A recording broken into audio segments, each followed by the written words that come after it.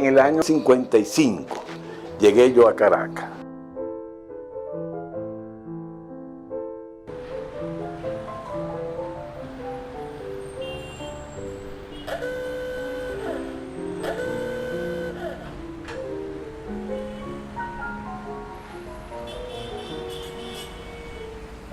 Me incorporé a estudiar en el Liceo de Aplicación. Excelente liceo y excelentes profesores.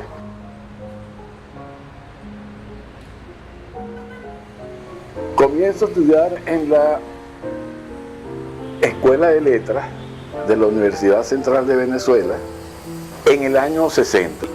El primer año estaba yo en los pasillos de la facultad, que era una facultad tan bellísima, y debe ser todavía esos pasillos, aquellos patios. En los pasillos me llegaron dos jóvenes que se presentaron como Carlos Noguera y Jorge Núñez, y José Balsa, tres jóvenes, para invitarme a formar parte de una revista literaria. Entonces yo le pregunté, bueno, pero ¿por qué? ¿Cómo no? Con mucho gusto, pero ¿de dónde tienen ustedes noticias de mí? De que a mí me gusta la literatura. Bueno, primero estaba estudiando letras, me dice, y segundo, Teodoro Pérez Peralta. Nos dijo Teodoro Pérez Peralta, nosotros hablamos con él, tiene una experiencia también en el trabajo de la difusión de la literatura. Ha tenido bajo su responsabilidad pequeños periódicos, sobre todo de arte y de cine. Y una reunión que tuvimos con él, dijo, bueno, vamos a incorporar en ese equipo a Lubio Cardoso, que está estudiando letras. Allí nos sentamos en el cafetín de economía y dialogamos toda esa tarde y hasta cuando prácticamente llegó la noche sobre qué era lo que queríamos.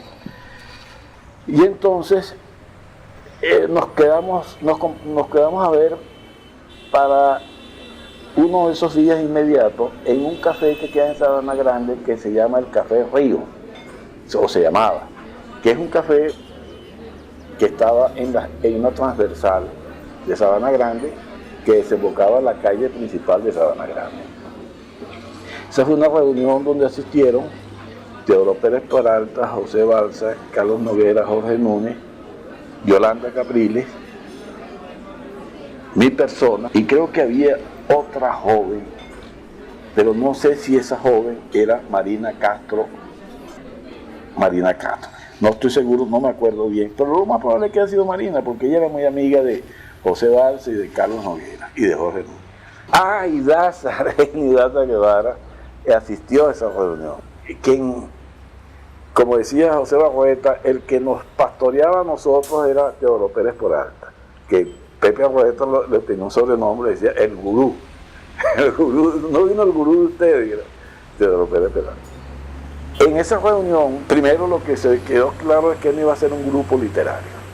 No va a ser un grupo literario, sino un grupo quienes vamos a sacar una revista literaria, pero como somos estudiantes, no tenemos recursos para sacar una revista impresa, Teodoro nos ofreció que él podía garantizarnos un número cada 2, cada 3 meses, multigrafiado. Él tenía todo el equipo, porque te digo, él venía de una experiencia de publicar revisticas pequeñas para propaganda. Él tiene una gran experiencia como impresor con los rudimentos impresores de aquel momento, ¿no? Hoy en día eso ha cambiado muchísimo. Ahí se llevaron varios acuerdos. Uno, que no era un grupo literario, sino un grupo responsable de una revista abierto.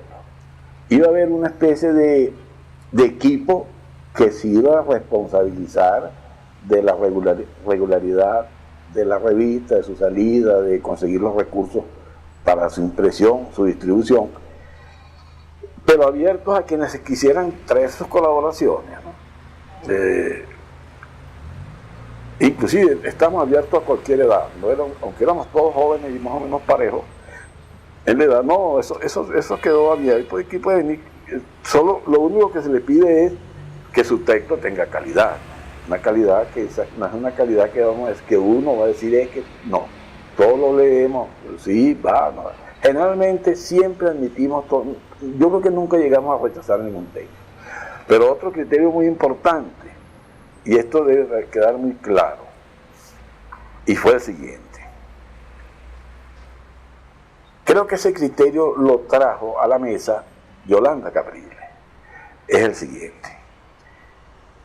Existen otros grupos, esos sí son grupos literarios conformados con sus revistas literarias, pero esos son grupos que tienen detrás de ellos hay un padre político que le da todas las facilidades para que eso funcione, económica, distribución, estímulo, pero le exige el compromiso político manifiesto, obvio. Estamos seguros que la revista Tabla Redonda, el Partido Comunista no le iba a pedir que tienen que ser manifiestos constantemente, no, pero sí que sea una poesía que se identifique con ese proceso que comenzaba, la inquietud revolucionaria un poco violenta. Es decir, era una exigencia que llamaríamos de militancia. Yolanda llevó eso, dijo que ella se comprometió a trabajar con nosotros de todo corazón, siempre y cuando nosotros, aunque ella sabía que todos éramos de izquierda, inclusive ella, no hiciéramos la revista un instrumento de ningún tipo de organización política de izquierda. El único compromiso era con la literatura, con la poesía, con la narrativa, con el teatro, inclusive con la pintura y con la música, si tuviéramos la suerte de tener esos miembros incorporados. Pero que no aceptáramos direcciones dogmáticas. Todos asumimos esa responsabilidad. Y asumimos ese compromiso de una manera muy leal. Voy a citar dos comentarios, ¿no? Un comentario que salió al poco tiempo, que se oyó, circuló al poco tiempo de un señor llamado Enrique Izaguirre, cuentista, que él estuvo, por cierto, en Mérida. Buena persona. Él escribió poco, pero sus cuentos son muy dignos, ¿no? Pero él dijo, la literatura de los hombres del Partido Comunista tiene que estar al servicio del Partido Comunista. Y ahora viene un proceso de confrontación violenta y la literatura nuestra tiene que estar al servicio de esa confrontación. En eso fue categórico y yo oí ese comentario. O sea que no estoy diciendo ninguna mentira. Yo creo que él tampoco lo negaría. Él dice, no, yo sí dije eso. Pues lo dice porque él es un hombre además muy firme, ¿no? Pero frente a eso está lo otro. Curiosamente, los que estábamos en la revista NA, todos teníamos compromisos políticos, inclusive dentro de lo que se iniciaba como la lucha armada. O sea que eran posiciones entonces radicales. Todos estuvimos en la lucha armada de una u otra forma. Todos. Argenida Guevara no era del PCB, pero Argenida Guevara era del MEP y era el ala armada del MEP. Si se podía decir que había una ala armada del MEP, ¿no? Pero más o menos así lo veíamos nosotros. Y todos. Un tipo. Y Jorge Núñez, chico, Jorge Núñez, que es un poeta tan dulce. Jorge Núñez estuvo comprometido en las luchas violentas del 23 de enero. Y a él le mataron dos compañeros de combate. Y él lo lamentó muchísimo porque no pudieron salir de una casa. Él sí salió a tiempo por una ventana, no pudieron salir y los rodeó la DIGEPOL, la Policía de Acción Democrática, y los mataron. Se batieron, le costó matarlo porque ellos pelearon hasta el último cartucho, pero los mataron. Salió al día siguiente en la prensa y Jorge me dijo, coño, nos mataron a fulano. O sea, un hombre, José Balsa estuvo. Todos los demás. Ya Yolanda Capriles venía de la lucha contra Pérez Jiménez, dentro de las filas del partido. Ella era muy amiga de Maneiro, de Alfredo Maneiro, porque Alfredo Maneiro era cuñado de ella. Era fue el primer esposo de la hermana de ella. Y entonces ella estuvo, Yolanda cuando la lucha contra Pérez Jiménez, Yolanda Capriles trajo de México el documento del partido, donde el partido en México mandó un documento para la conformación de lo que se llamó la Junta Patriótica. Pero se necesitaba una corroboración de la directiva alta del partido. Ella fue la que la trajo de México. Se la adquirió, me la pegué en el cuerpo de manera tal que si me tocara no sintieran que yo tenía, no sé cómo hizo, bueno, ya sabe. Ella es una mujer muy comprometida, pese a que era una persona también. Lo que quiero decir con eso, yo me pregunto si todos los que estaban en las otras revistas tenían el mismo compromiso y la misma radicalidad de nosotros, pero nosotros fuimos incapaces de poner nuestra literatura al servicio del Partido Comunista. No lo íbamos a hacer. El Partido Comunista tiene tuvo muchos periódicos, tuvo Tribuna Popular, colaboró mucho en Letra, es decir, era dueño de Letra Roja, aunque Letra Roja era más amplio, ¿no? Periódico más amplio. Y otros más, que no me acuerdo. El Mundo Aray debe recordarse, el Mundo tiene una memoria increíble, ¿no?, de esos otros periódicos. Y además el Mundo Aray está muy metido en el mundo del periodismo. Lo que quiero decir con eso fue que nuestro no compromiso dogmático en ningún momento nos restó el compromiso existencial de cambiar este país. Pues. Hasta ahí llegamos en esa segunda reunión. La tercera reunión la hicimos en una pizzería en la avenida Páez del Paraíso. Una pizzería que era un balcón que daba hacia la avenida Páez y estaba como en un segundo piso. En eso José Balsa dijo, bueno, vamos ya con... Teodoro dijo, bueno, yo tengo todo el papel, ya tengo la tinta, alguien me donó esto, me fue, no hay que más. Necesitamos, ya voy a comenzar a trabajar las colaboraciones, todos enseñamos nuestras colaboraciones, nuestras, y que le habíamos solicitado a algunos amigos, que con mucho gusto nos lo dieron. Y entonces dijo José Balsa, bueno, pero falta algo muy importante, el nombre de la revista. Y entonces, bueno, verano curiosamente no habíamos pensado en el nombre de la revista. Y empezamos no empezaron a salir nombres. Vamos a llamarlo a nada. Dijo José Balsa, ¿por qué no armamos un nombre con palabras que digamos aquí entre nosotros, ¿no? Yo creo, no sé quién fue el que dijo, ¿por qué no la palabra, cómo se podría escribir la palabra bostezo? Entonces alguien dijo por ahí, creo que fue Argenio de Guevara, bostezo es entonces, eso es. Y el otro, y fue no sé quién puso en, y entonces que al fin y al cabo quedó en A. El toque definitivo lo dio José Balsa. Y bueno, la revista se va a llamar En A. ¿Estamos de acuerdo? Levanten la mano porque después vamos a musicar la revista a mitad de camino. No, y se quedó así, En A. Es una revista con un nombre, no significa nada. Jorge Núñez dijo, es que eso es lo bueno de este nombre, pues ese nombre no significa nada, porque lo que va a significar es lo que va a venir después. El significado se lo vamos a dar nosotros. Eso nos llenó muy de satisfacción, y En A tiene su nombre, pues, su significado en la historia literaria venezolana de los años 60 en adelante. Pues. Le entregamos los materiales a Teodoro llevó sus materiales debajo del hombro, y como a los 12 días, no llegamos ni siquiera a los 15 días, nos llamó y dijo, nos vemos en el cafetín de economía que les tengo una sorpresa. Nos llamó por teléfono, nos llamó a Yolanda Caprile, porque Yolanda Caprile tenía teléfono, Yolanda Caprile tenía sus comodidades. Pues.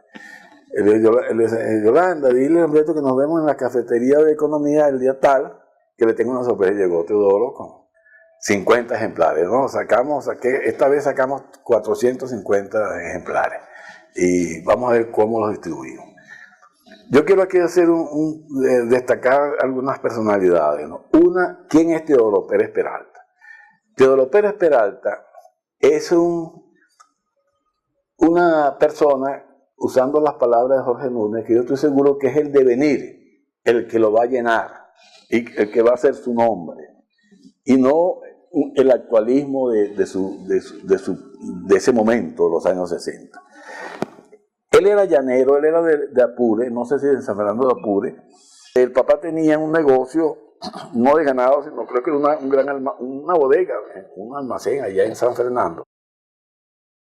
Se vino a Caracas por deseo, pues, de hacer su vida diferente, de estar ahí en una bodega atendiendo el negocio de su papá, y sin un centavo, y empezó a trabajar aquí y allá, como dicen, donde podía un pequeño empleo. Nunca le gustó el empleo de horario, él era en eso demasiado libre, y vivía en una pensión, que ahí fue donde nos conocimos, en la pensión Mamey, en Caracas, que me dice mi hijo Alejandro que todavía él vio una vez, eso queda cerca del centro Simón Bolívar, pero mirando hacia el sur, no hacia el norte. Una de esas calles tenía un globito que decía Pensión Mamey.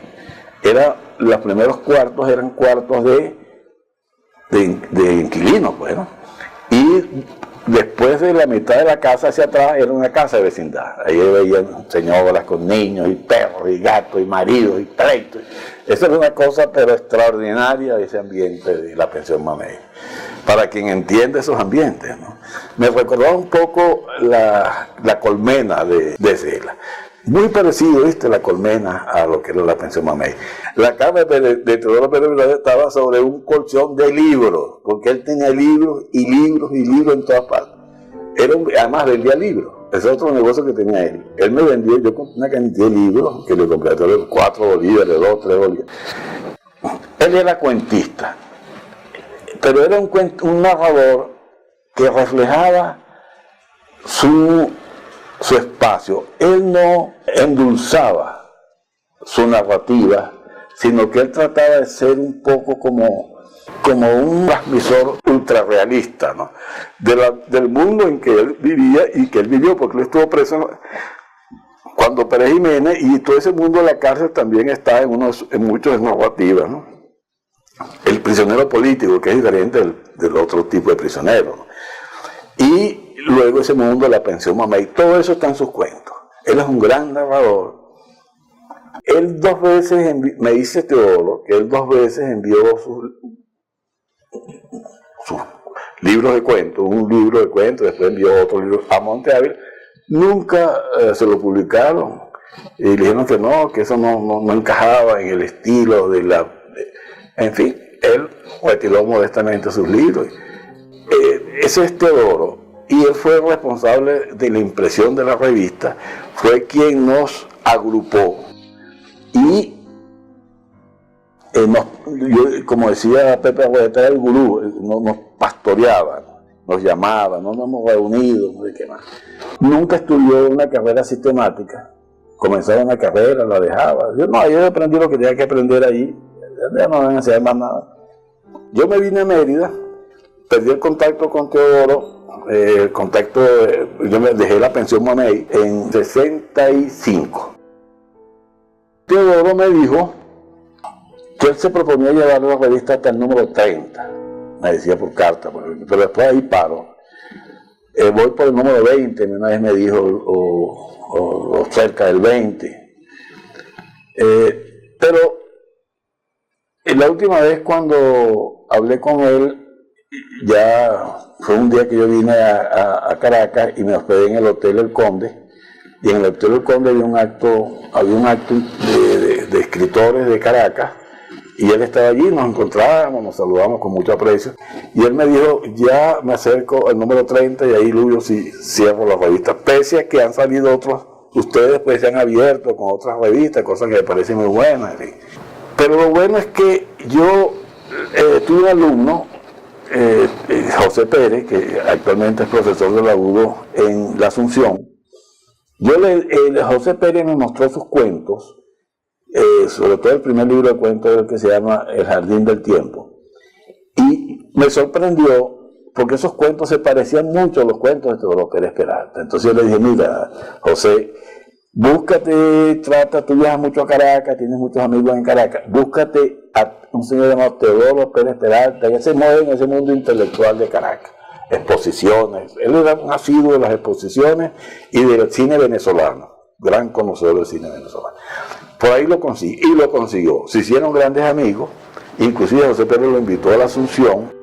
Tenía el proyecto de editarle todos los cuentos a Teodoro, y me dijo, yo tengo los cuentos en su mano, son cuentos extraordinarios, pero nunca los materializó.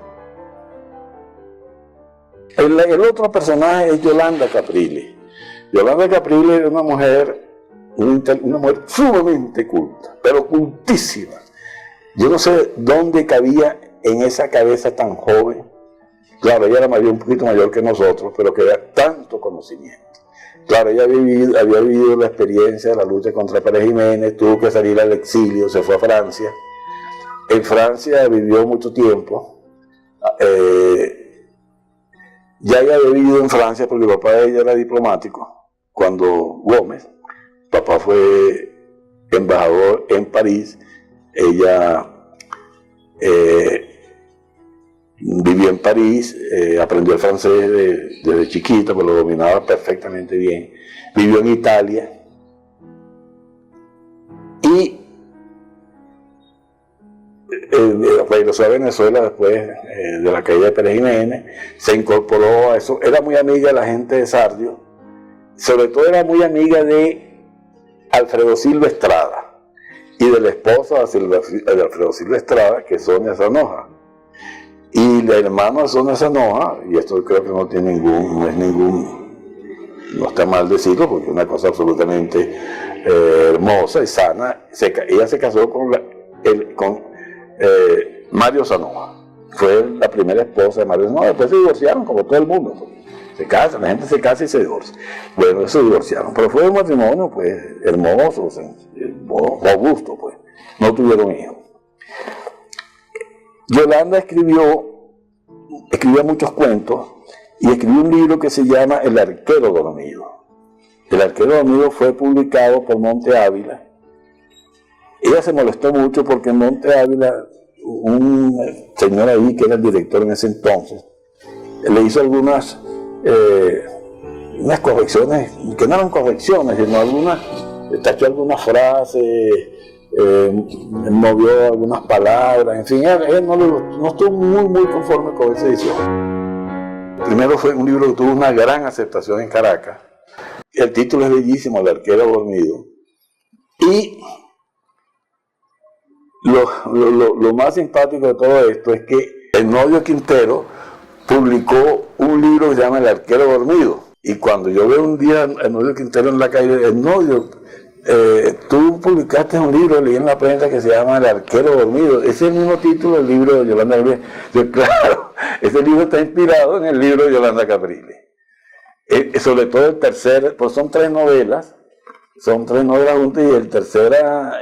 la tercera novela de Enodio no es que está inspirado en el libro de Yolanda Caprile, sino que él incorpora a el título, hace una reflexión sobre el arquero dormido, interesante reflexión, habla muy bien, yo creo que las palabras más hermosas que se han escrito sobre Yolanda Caprile la escribió Enodio Quintero. Habla del libro dentro de la novela, una novela curiosa porque él habla dentro de la novela de ese libro de Yolanda Caprile y dice lo que se... Claro, la novela trata de otra cosa, es una novela dura, por cierto, ¿no? Pero primero muy bien escrita, porque Enodio es un gran escritor, un gran narrador. Y le hizo ese homenaje, pues creo que es el único homenaje grande que le han hecho a Yolanda Caprile, es ese trabajo de Enodio Quintero. Pero me dice Enodio que fue una relación de café, de hablar, y corta, ¿no? Pero él pulsió, como buen narrador, pulsió a la mujer, que era Yolanda Caprile. Ese es otro personaje que yo quería dejar testimonio. Marina Castro, por general, son mujeres que se las traían desde el punto de vista intelectual.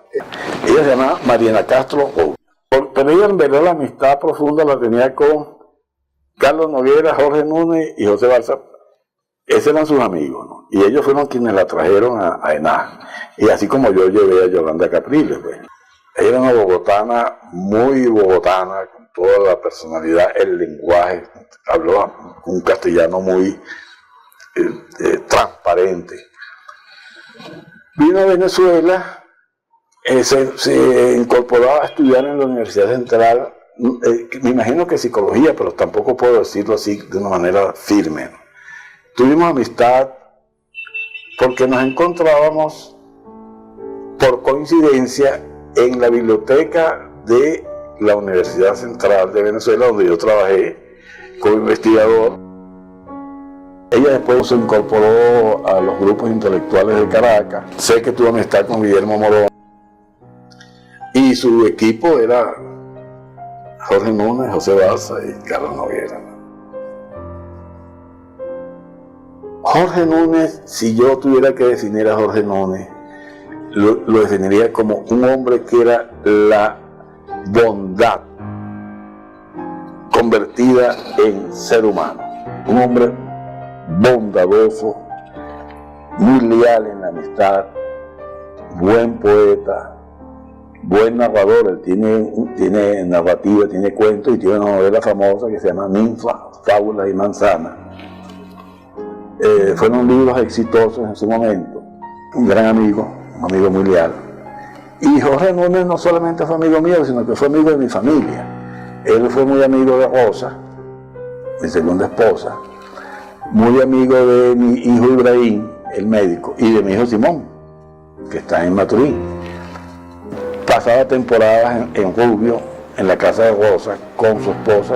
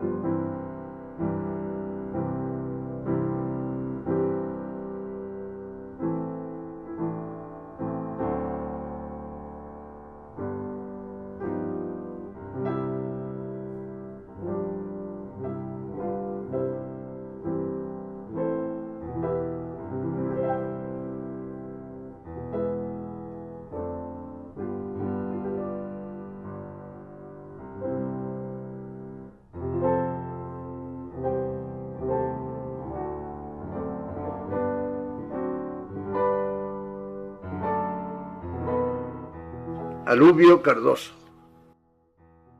Al final estará marzo y los mismos ojos asombrados. Ella vendrá corriendo entre los árboles altos y verdes. El día descenderá luminoso y cada quien pensará que mi muerte es justa.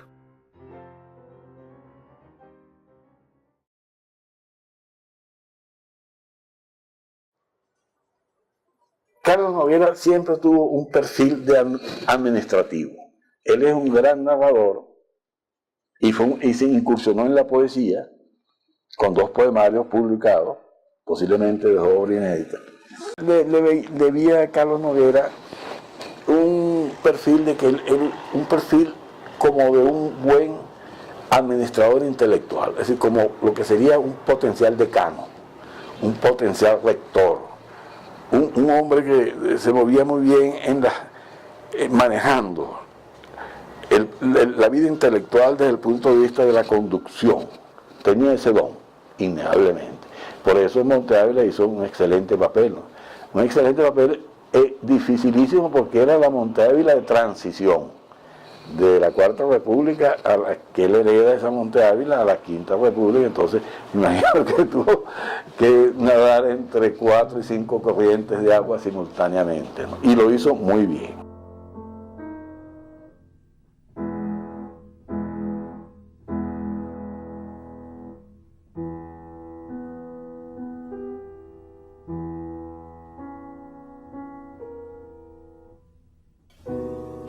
Hay días en que uno se siente desterrado de su propio corazón.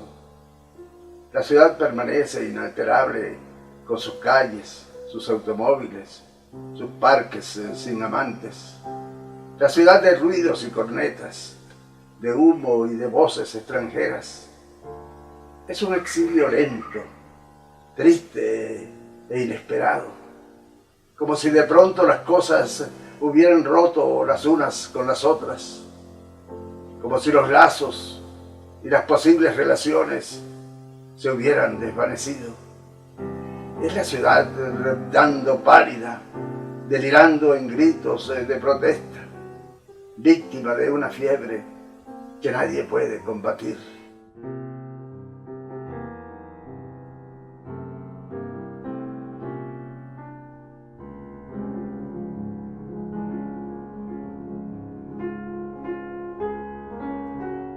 Él venía de Maturín, si mal no recuerdo. Estudió en Rubio, curiosamente, en la escuela Gervasio Rubio, que era una escuela de formación de profesores que existía en Rubio, eso desapareció. Y él estudió allí y trabajó en la docencia media en Caracas. Era una persona que tenía un gran sentido de lo que es la poesía, tenía un instinto de lo que es la poesía, y por eso, además de sus lecturas, de sus conocimientos, pero tenía una intuición, un olfato de poeta extraordinario, además de que él arrastraba en su vida espiritual todo ese mundo oriental que es tan distinto al mundo nuestro de los Andes, ¿no? Y ese mundo oriental está presente, pero con una gran altura en su obra lírica. El mar, la vida de los pescadores, esas poblaciones de la costa, eso está presente en su obra. Y también ese dolor pues, de Venezuela en esos años 60, eso estuvo presente ahí en su obra. Lamentablemente él murió joven, un accidente, se cayó de una escalera y se fracturó el cráneo, ¿no? Después de ejercitarse durante las fatigosas jornadas, alerta a los menores detalles, iluminado y seguro, desfalleció inexplicablemente. El cuerpo exhausto, los recuerdos en el futuro, las maquinaciones olvidadas, fue objeto de intolerables ofensas. Antaño, el rigor de sus razonamientos le valió merecida reputación, los barcos negros en el abismo, las flores arrastradas por la lluvia. Rehacer de un punto los preparativos de llegada y la ciudad vuelve a ser inexistente.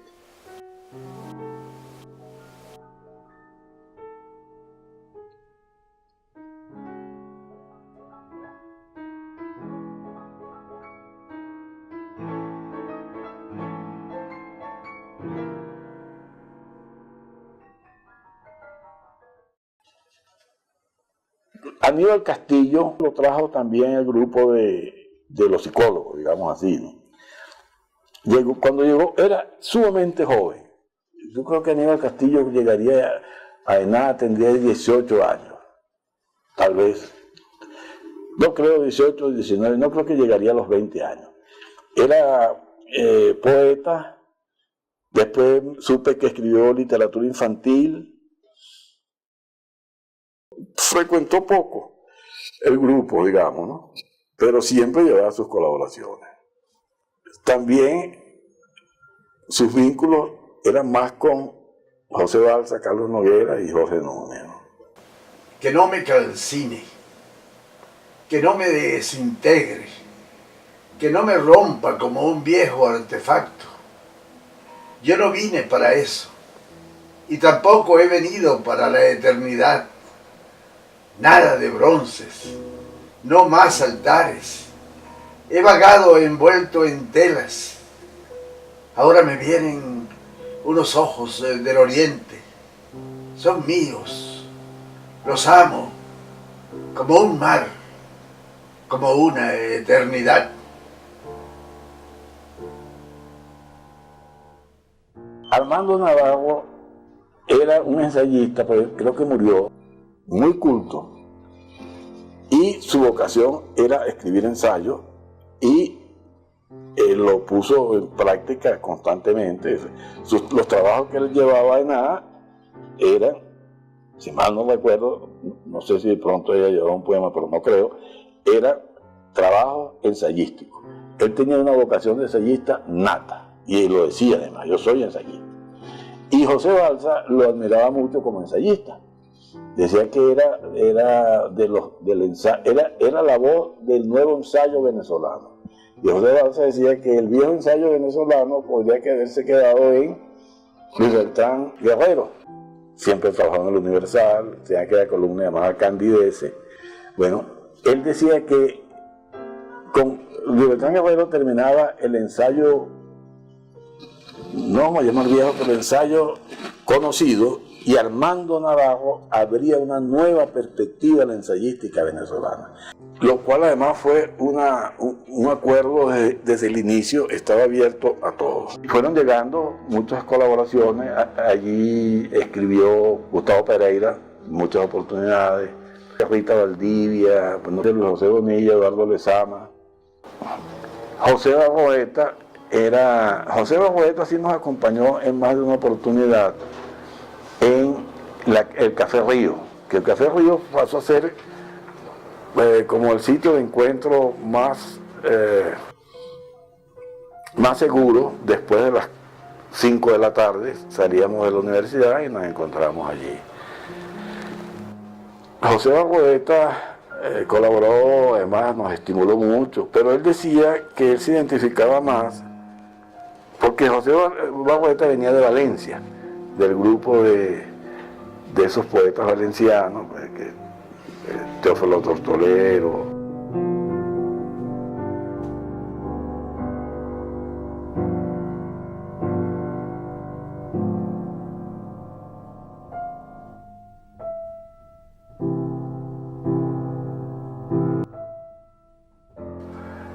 Reina Montejo.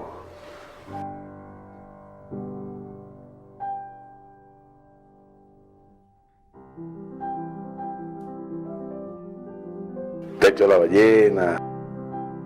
No hubo relación más allá del saludo, ¿qué tal? ¿Cómo estás?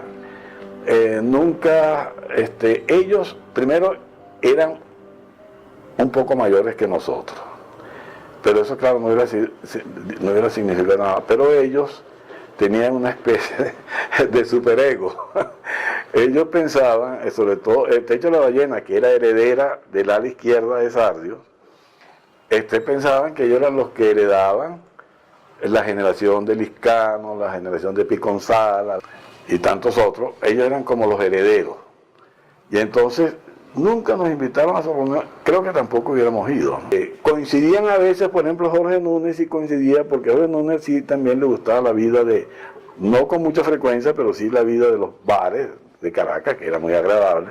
A veces coincidían allí, ¿no? Pero nunca fue una relación, jamás hubo una relación amistosa, densa, no. Lo que había era el saludo cordial, más nada, ¿no? Creo que ellos hasta ni sabían que nosotros existíamos, ¿no?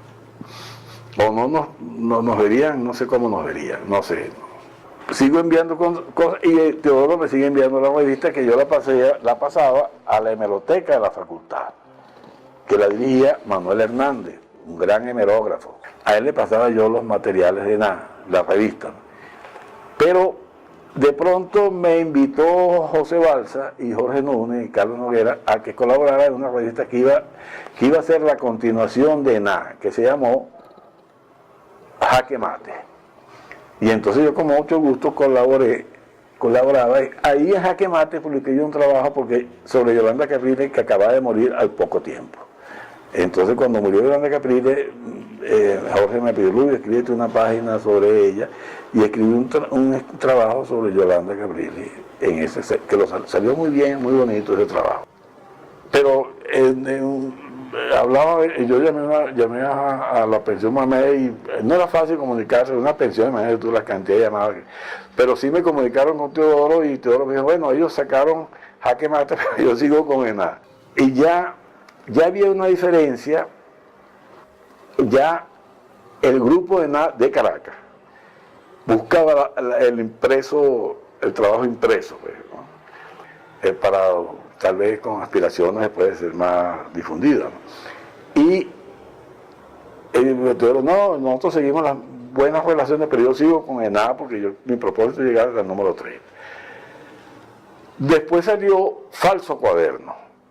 Jaque Mate dejó de salir y José Balsa entonces se metió en otra empresa que fue Falso Cuaderno y me invitó también a colaborar allí. Yo con mucho gusto envié unos poemas. Me acuerdo que se los envié, lo publicó en la página central con una nota muy bonita, introductoria, como esa delicadeza pues que siempre ha caracterizado a José Balsa de su lealtad y de su amistad. Bueno, no sé, falso cuaderno, cuántos números saldrían, porque te digo, ya esa era la vida de Caracas, pues ya yo estaba muy alejado de Mérida. Después yo me fui a España 2 años, 3 años, 2 años y medio en España y 6 meses en Inglaterra. Y esas cosas pues se van como invisibilizando, ¿no? Cuando nosotros llegamos, en una de esas reuniones nos preguntamos, bueno, vamos a escribir la revista. Entonces, yo conozco a fulano, sultano se lo va a hacer llegar, yo voy a colocar en la librería Historia tantos números que nos dieron que colocar. La gente fue distribuyendo, y entonces yo, Teodoro Pérez Peralta, muy bien, pero yo tengo un fichero, un directorio internacional, que yo quiero que pongamos un fondo económico para enviar la revista a ese fondo. Entonces, a nosotros nos sorprendió. Claro, te repito, Teodoro Pérez Peralta venía de aquellos periódicos pequeños que él hacía sobre cine, sobre arte plástico, sobre exposiciones. Teodoro tenía un directorio extraordinario, pero verdaderamente asombroso. Tenía relaciones epistolares con el Corno Emplumado, con Margaret Randall, con escritores de Panamá. Había un grupo de escritores en Panamá muy activo, con México, con la UNAM, con Colombia, con los nadaístas. Todos los nadaístas recibían la revista Nada porque él tenía los nombres. Desde aquella que escribió El hostigante verano de los dioses, una novela tan bella. Un pintor que se llamaba Omar Rayo. Yo creo que inclusive Omar Rayo llegó a mandar colaboraciones, ilustraciones para la revista Nada, con escritores del Perú, con Raquel Jodorowsky, con escritores brasileros, con los grupos brasileros del letrismo, con Clemente Padín. Ese contacto con Clemente Padín viene de la época de Teodoro Pérez Peralta, que él tenía pero no solamente Clemente Padín, sino todo ese grupo de Obum, que era un grupo de poesía de vanguardia, letrismo, dibujo, lo que era, maravilloso grupo, y con los argentinos que seguían más o menos esa misma tendencia escritural, ¿no? Que eso después, bueno, me imagino que habrá estudios sobre eso, yo no los conozco, si no los hay debería haberlo.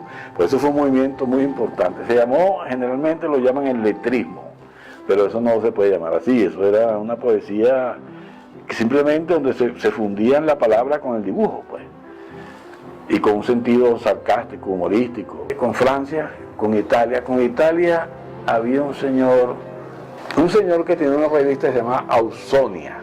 Giuseppe Bellini tenía contactos con nosotros a través de Teodoro Pérez Peralta. La revista Ausonia la puso a nuestra disposición, ¿no? Después él tuvo un contacto muy personal conmigo, epistolar, porque le interesaba mucho las relaciones entre Bello y Petrarca.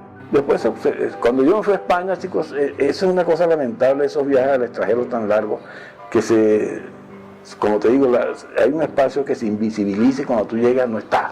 ¿Qué pasó?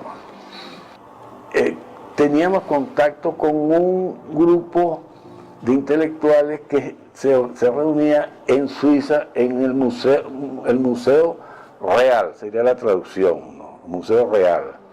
Y ahí se reunió un grupo de intelectuales jóvenes y ellos le dieron un espacio. A esos jóvenes ellos nos escribían muchísimo, muy locos, ¿no? Y otros italianos, encantador, gente muy buena, chicos. Bueno, en los años 60, bueno. En los años 60, los años maravillosos, ¿no? Todo eso lo tenía registrado Teodoro Pérez Peralta en su archivo. ¿Cómo lo hizo?